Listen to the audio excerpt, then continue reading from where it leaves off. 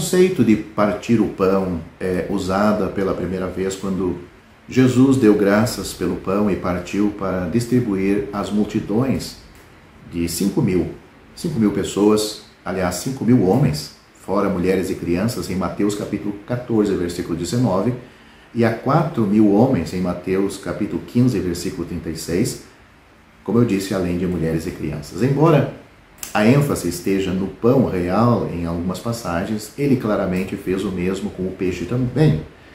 Portanto, refere-se à preparação literal e à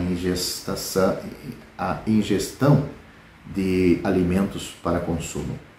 No mesmo sentido, Paulo pegou o pão e partiu em um navio, distribuindo-o aos 276 passageiros e tripulantes para alimentação, em Atos capítulo 27, versículo 35. O ato físico de abrir um pão ou partir um pedaço de pão, o pedaço de um pão para comê-lo, tornou-se uma expressão para descrever uma refeição comum na Bíblia. Isso é evidente quando Jesus apareceu aos discípulos, quando eles estavam comendo juntos.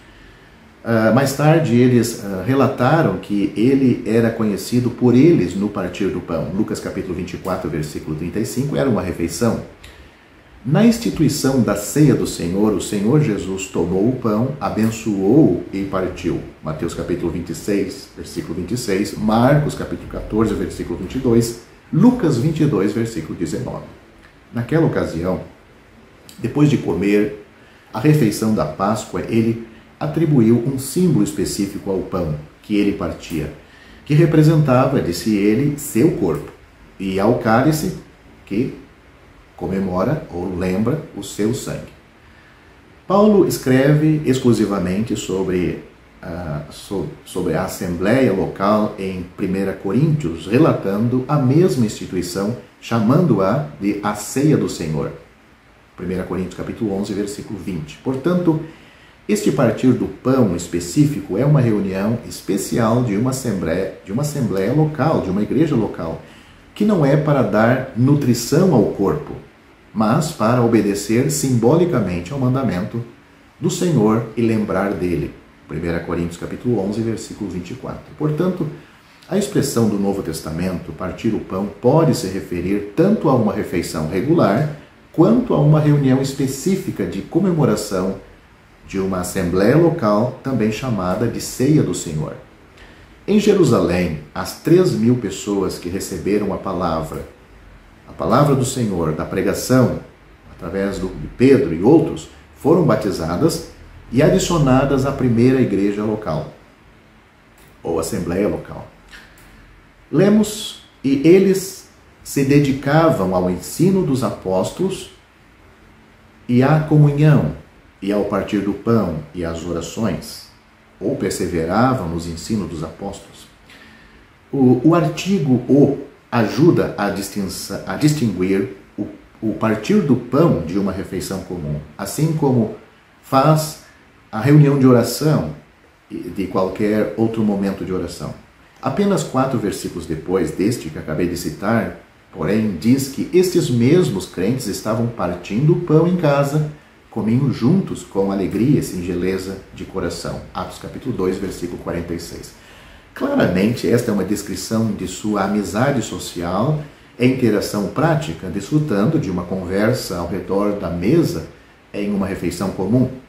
Em Troade, Paulo esperou o primeiro dia da semana, quando os discípulos se reuniram para partir o pão. Atos capítulo 20, versículo 7. Certamente, os discípulos não passavam a semana inteira sem uma refeição comum.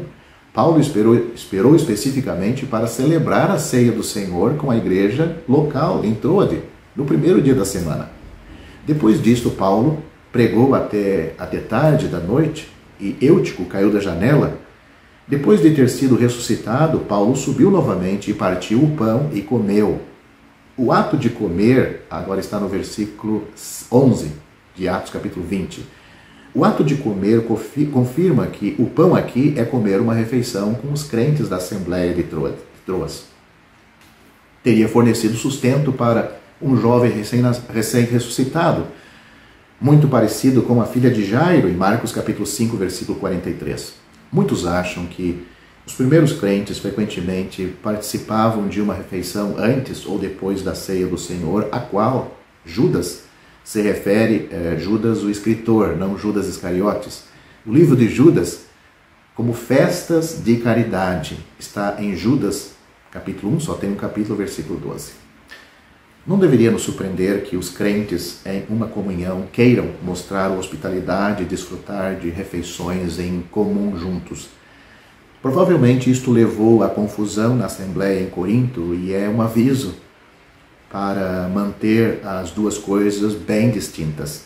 Portanto, no Novo Testamento, a expressão partir o pão pode se referir a uma refeição regular em que as pessoas comem juntos, ou pode ser a reunião da Assembleia chamada Ceia do Senhor.